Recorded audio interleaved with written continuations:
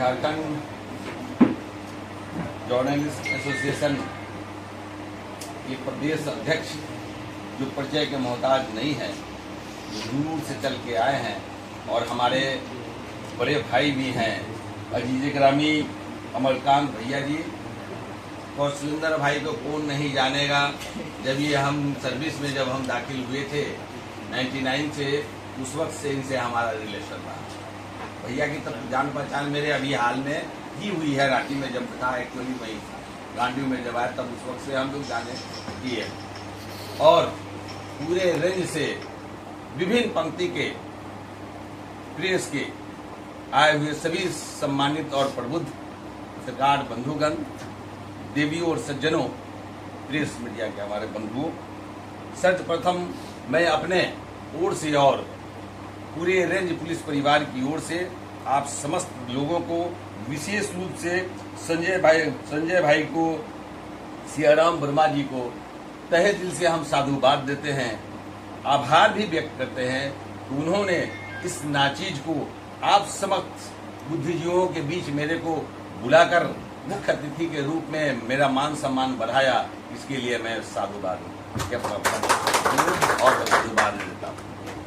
Really इतनी बड़ी बैठक और जमघट कभी अपने इस लंबी 25 वर्ष के अवधि में मैंने नहीं देखा था।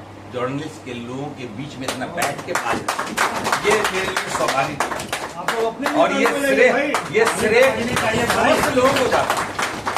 एक कॉल ग्रुप में गया होगा कि भैया आ रहे हैं, अमरकांत भैया आ रहे हैं, और उनके दर्शन के लिए, उनके भावों से अभिभूत होने के लिए हम यहाँ उपलब्ध होते हैं और उनकी बात से सुनेंगे, मिलेंगे और भविष्य का प्लानिंग होगा। वो सिर्फ यही कि हम जो खबरें जो पड़ोसे समाज में जो दूर दूर तक जाए, जिसका रिकॉर्ड हमेशा के लिए बन जाए, चाहे वो यूट्यूब पर हो, सोशल मीडिया प्लेटफॉर्म पर हो, इंस्टाग्राम पर हो, पेपर में हो या और अन्य जगह हो, वहाँ हमेशा के वो सही चीज परोसा जाए, सत्य चीज परोसा जाए, ताकि आप समस्त लोगों की यही भागीदारी है, यही जवाबदेही है कि आप भी तो समाज के बेटा हो।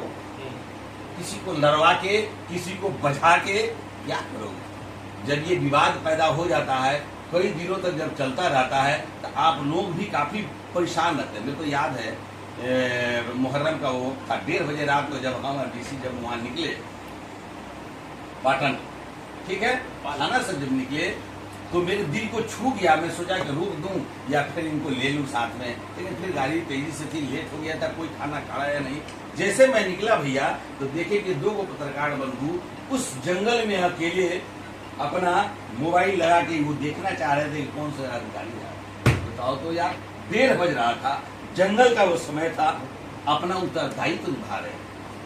क्या रिश्ता था? नहीं, मेरे साथ तो फोर्स है तरह तरीका, आपके पास तो कुछ सिक्योरिटी भी नहीं, लेकिन फिर भी ये चीज अगर जो भी बंधु अगर होगा इसमें, तो मेरे तरफ से अलग से उनको प्रशस्ति पत्र दूंगा और उनको सम्मान दूंगा। सम्मान के योग्य अपना वो दायित्व निभा रहे थे कि अंतिम तक ले क्या होता है। कितनी बड़ी बात, वो चीज परोसने के बाद में परोसा नहीं गया। सबका एक ध्येय यही है, शांति व्यवस्था बनाए रहे। हम मेरा अटैचमेंट भैया ने कहा कि सबसे है, भैया ने कहा कि सबसे का है। इसीलिए तो मैं इस क्षेत्र के लिए नया हूं, कहीं भी जाता हूं वहां के लिए आया। और आप इस क्षेत्र के जुड़े हुए हैं शुरू से, तो आपका जितना नेटवर्किंग है उतना हम कहाँ से पा रहे हैं? आपके पास जो जन की जो बातें आती है, तथ्य जो आवेगा, वो हम कहाँ से पा सकते हैं? इसलिए मेरा आंख कान जो होता है मेरे प्रेस के लोग ही होते हैं या उनसे जुड़े हुए लोग होते हैं, ताकि हमको जब तक के हम जिस ओहदे पर हैं, अगर हमको फैक्ट्स नहीं मिलेगा, सही चीज हम तक जानकारी अगर नहीं आएगी, तो फिर किसकी क्या गलती है, किसकी क्या जवाबदेही थी नहीं थी, उसको हम एनालिसिस करके कैसे निदान करें। कोई जरूरी नहीं है कि मेरा जो भी अधिकारी है सब दूर तक गया हुआ है, वो भी उसमें भी तरह तरह की खामियां हैं, परिस्थितियां हैं, उसके साथ तरह तरह की बातें हैं जो आप भी समझ रहे हो, मैं भी समझ रहा हूँ। ठीक है, तो ध्येय यही रहेगा कि आप तक खबरें कोई भी मिले, कोई एक सेंट्रल जगह से जरूर है। मैं तीनों एसपी रेंज के एसपी से बात करूंगा कि आप कम से कम एक सेंट्रलाइज अनुमंडल वाइज कर दीजिए। हर अनुमंडल में 3-4 थाना के हकदार हैं, हमारे डीएसपी हेडक्वार्टर हो, वहां से आप जाइए थाना जरूर, लेकिन ऑथेंटिक जो भी न्यूज अगर आवे तो अनुमंडल के लोग आपको ब्रीफ कर दें। अगर थाना से रैको अगर हो गया है ढंग से अगर है, क्योंकि अपने ही में विरोधाभास होगा कि जिसके नजदीकियां हैं कारण जो भी है तो उसको बता देते हैं बाकी लोगों के पास, तो सही अपना अपमानित महसूस करेगा। आइए मैडम, नमस्ते नमस्ते, आइए जोहार जोहार। जी जी जी, तालियों के साथ। आज संडे का दिन है, उसमें भी सर्किट हाउस आ रहे हैं। सेकेंड हाफ हो गया है, फर्स्ट हाफ में यूनिफॉर्म में रहना है, सेकंड हाफ में रहना है, लेकिन छुट्टी का दिन है तो इसे में सेकंड हाफ में रहेंगे। क्या बात, इतना जल्दी मत क्या बात, बहुत बहुत धन्यवाद।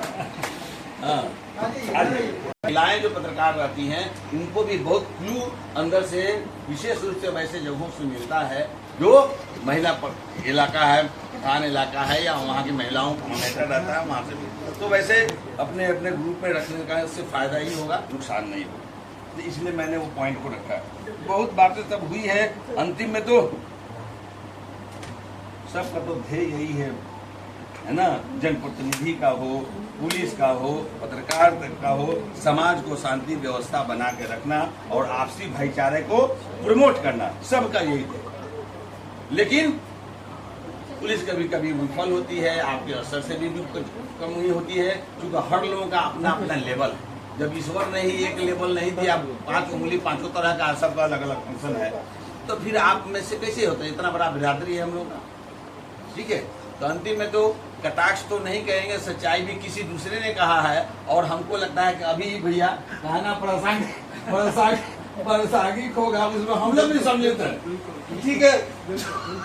मैं बयान करता हूँ कि लश्कर भी तुम्हारा है, सरदार भी तुम्हारा है। क्या बात है, पुलिस सेलिब्रिटी यही बात यार, लश्कर भी तुम्हारा है, सरदार भी तुम्हारा है, तुम झूठ के सच लिख दो एक बार तुम्हारा है। क्या बात। अब देखिए हम अपने पर बोलते हैं कि इस दौर के फरियादी जाए तो जाए कहाँ। पुलिस के यहाँ जाते हैं, होता है व्यवधान उत्पन्न होता है, जनप्रतिनिधि को व्यवधान उत्पन्न करना पड़ता है, तो वैसी स्थिति में हम तो विफल रहते हैं कि इस दौर के फरियादी, एक तो पुलिस नहीं कर रही है अगर काम, तो वो जाता है कहाँ, पत्रकार के पास जाता है, जनप्रतिनिधि के पास।